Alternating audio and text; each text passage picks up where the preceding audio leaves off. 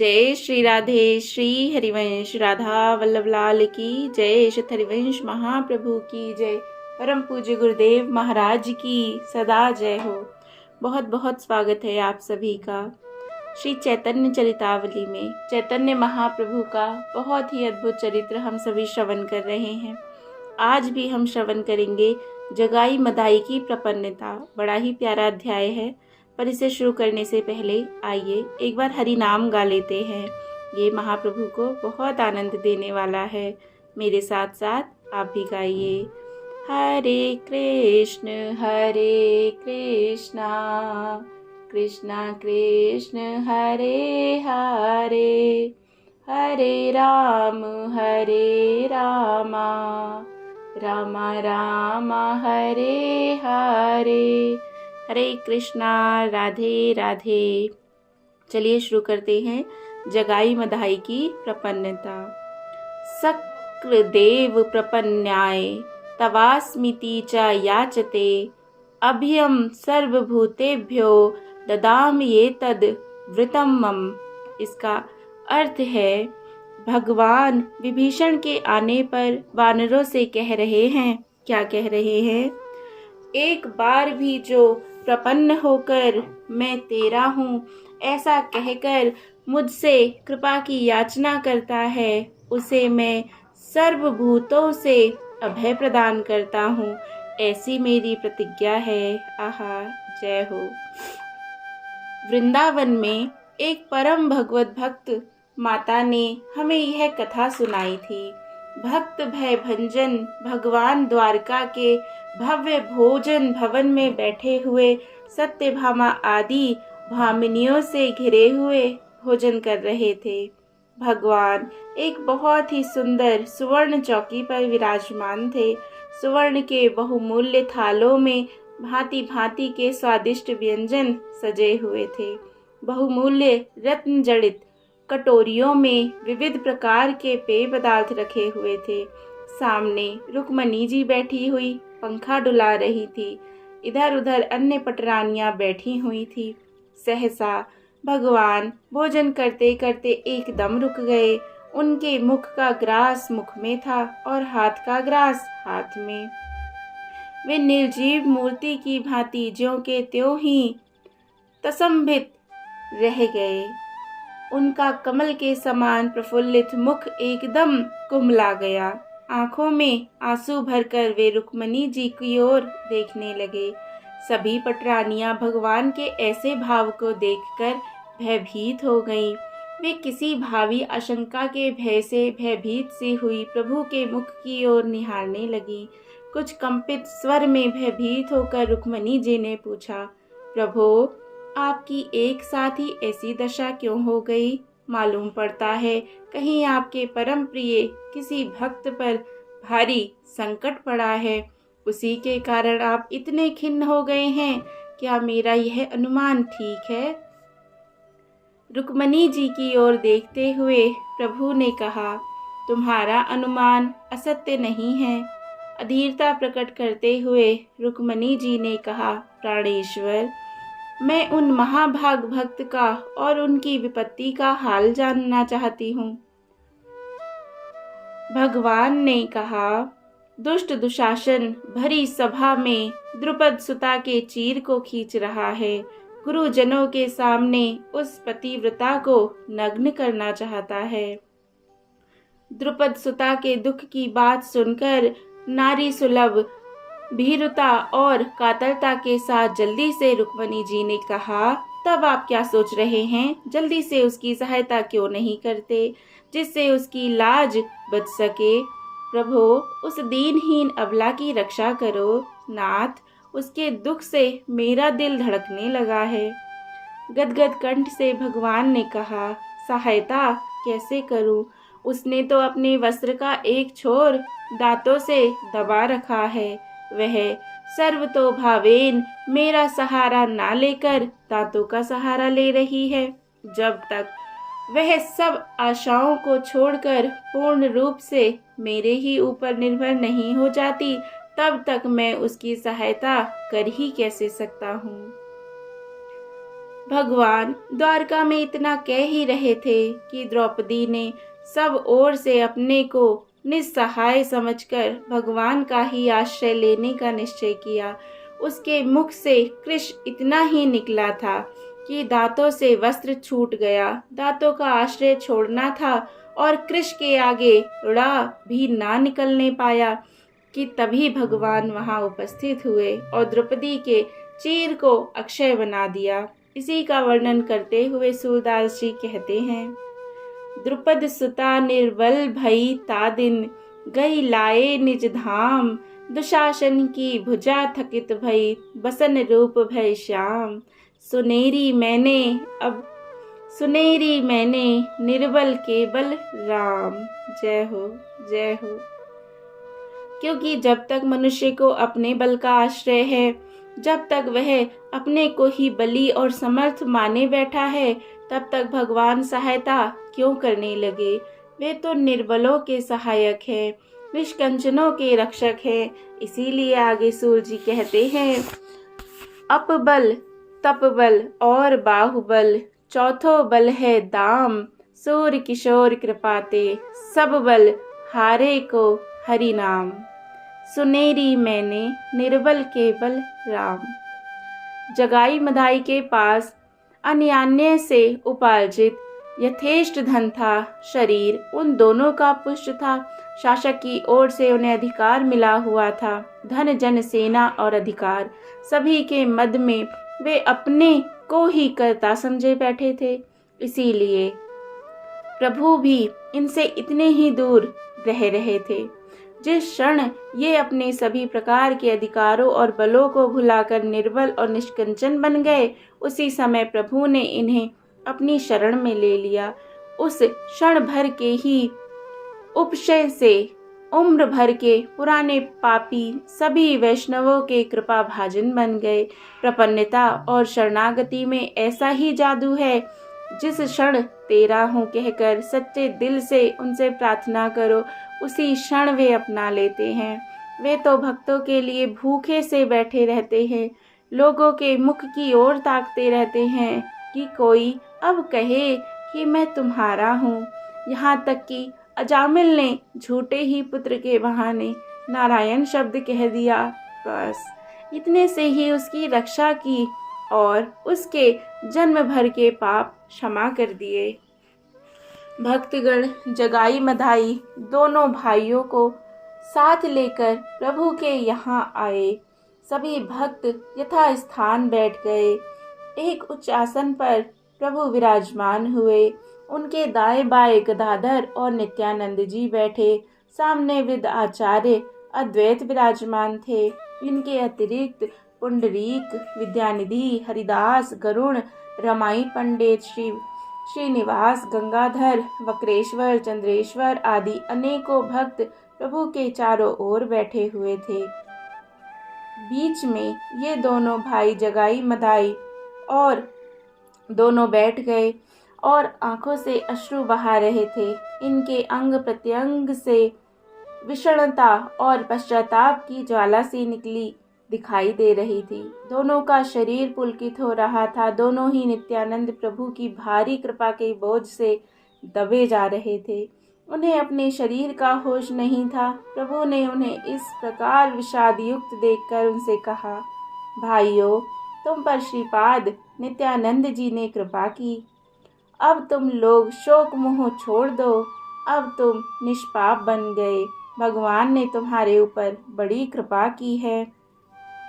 प्रभु की बात सुनकर गदगद कंठ से रोते हुए दोनों भाई बोले, प्रभु, हम पापियों का उद्धार करके आज आपने अपने पतित पावन नाम को यथार्थ में ही सार्थक कर दिया है। आपका पतित पावन नाम तो आज ही सार्थक हुआ। अजामिल को तारने में आपकी कोई प्रशंसा नहीं थी, क्योंकि उसने सब पापों को क्षय करने वाला 4 अक्षरों का नारायण नाम तो लिया था। गणिका सुआ पढ़ाते पढ़ाते ही राम राम का उच्चारण करती थी। कैसे भी सही, भगवान नाम का उच्चारण तो उसकी जीवा से होता था। वाल्मीकि जी ने सहस्त्रों वर्षों तक उल्टा ही सही नाम जप तो किया था। खेत में उल्टा सीधा कैसे भी बीज पड़ना चाहिए वह जम अवश्य जाएगा।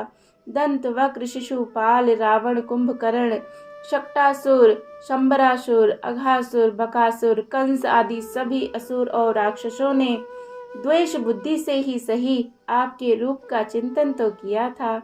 वे उठते बैठते सोते जागते सदा आपका ध्यान तो करते रहते थे।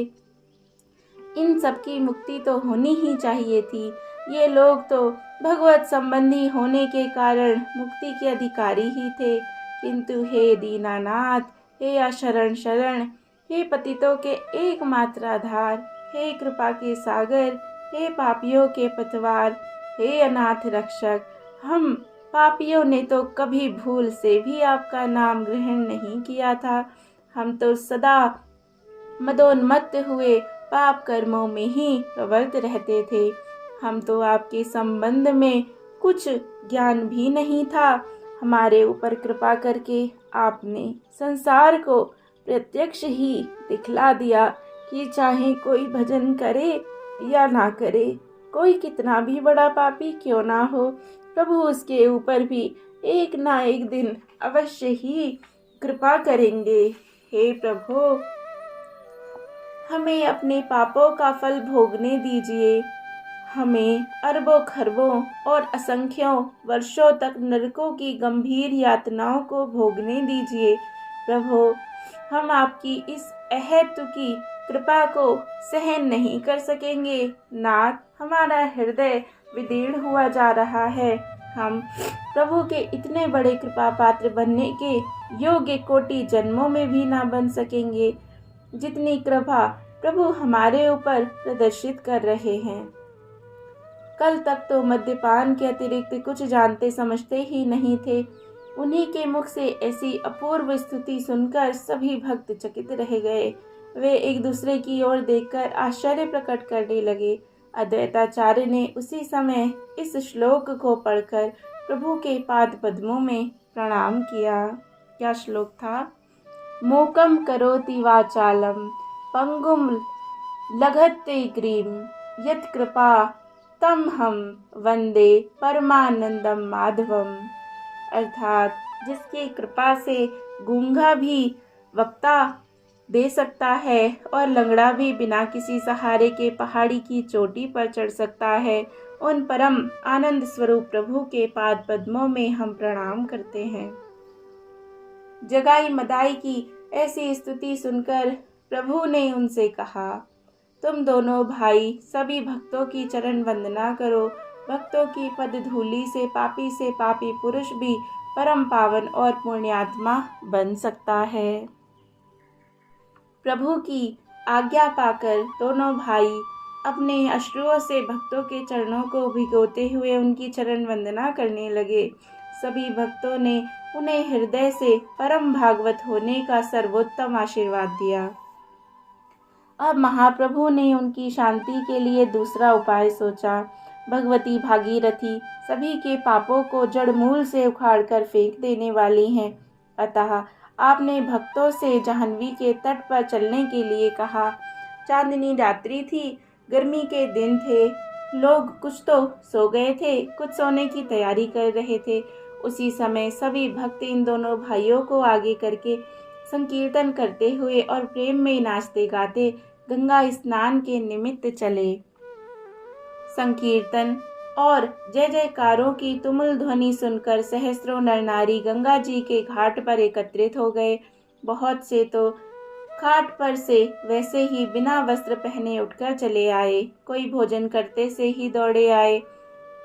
पत्नी पतियों को छोड़ करके, माता पुत्रों का परित्याग करके और बहुएं अपनी सास नंदों की कुछ भी परवाह ना करके संकीर्तन देखने के निमित्त दौड़ी आई।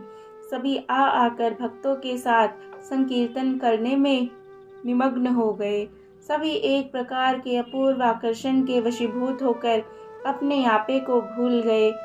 महाप्रभु ने संकीर्तन बंद करने की आज्ञा दी और इन दोनों भाइयों को साथ लेकर वे स्वयं जल में घुसे। उनके साथ नित्यानंद, अद्वैताचार्य, श्रीवास और गदाधर आदि सभी भक्तों ने भी जल में प्रवेश किया। जल में पहुंचकर प्रभु ने दोनों भाइयों से कहा, जगाई मधाई, लेकिन भगवान ने कहा था उन्हें, जगन्नाथ और माधव तुम दोनों अपने अपने हाथों में जल लो। प्रभु की आज्ञा पाते ही दोनों ने अपने अपने हाथों में जल लिया। तब प्रभु ने गंभीरता के स्वर में अत्यंत ही स्नेह के साथ दयाद्र होकर कहा, आज तक तुम दोनों भाइयों ने जितने पाप किए हों, इस जन्म में या पिछले कोटि जन्मों में, उन सभी को मुझे दान कर दो। हाथ के जल को जल्दी से फेंकते हुए अत्यंत ही दीनता के साथ कातर स्वर में उन दोनों भाइयों ने कहा, प्रभु हमारा हृदय फट जाएगा, भगवान हम मर जाएंगे। हमें ऐसा घोर कर्म करने की आज्ञा अब ना प्रदान कीजिए। प्रभु हम आपकी इतनी कृपा को कभी सहन नहीं कर सकते। हे दीनों के दयाल, जिन चरणों में भक्तगण नित्य प्रति भांति भांति के सुगंधित चंदन और विविध प्रकार के पत्र पुष्प चढ़ाते हैं, उनमें हमें अपने असंख्य पापों को चढ़ाने की आज्ञा ना दीजिए। संसार हमें धिक्कारेगा कि प्रभु के पावन पाद पद्मों में इन पापी पामर प्राणियों ने अपने पाप पुंजों को अर्पण किया। प्रभु हम दब जाएंगे, यह काम हमसे कभी नहीं होने का। प्रभु ने इन्हें धैर्य बंधाते हुए कहा, भाइयों तुम घबराओ नहीं, तुम्हारे पापों को ग्रहण करके मैं पावन हो जाऊंगा, मेरा जन्म धारण करना सार्थक हो जाएगा, तुम लोग संकोच ना करो। प्रभु की इस बात को सुनकर नित्यानंद जी ने उन दोनों भाइयों से कहा, तुम लोग इतना संकोच मत करो, ये तो जगत को पावन बनाने वाले हैं, पाप इनका क्या बिगाड़ सकते हैं, ये तो त्रिभुवन पापहारी हैं, तुम अपने पापों का संकल्प कर दो। नित्यानंद जी की ऐसी बात सुनकर रोते रोते इन दोनों भाइयों ने हाथ में जल लिया।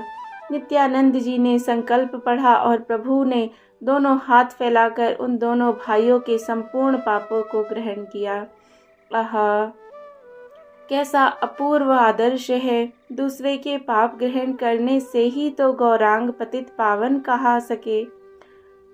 उनके पापों को ग्रहण करके प्रभु बोले, अब तुम दोनों निष्पाप हो गए, अब तुम मेरे अत्यंत प्रिय परम भागवत वैष्णव बन गए।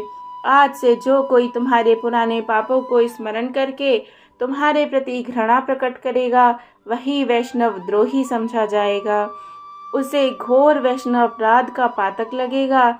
यह कहते कहते प्रभु ने फिर दोनों को गले से लगा लिया।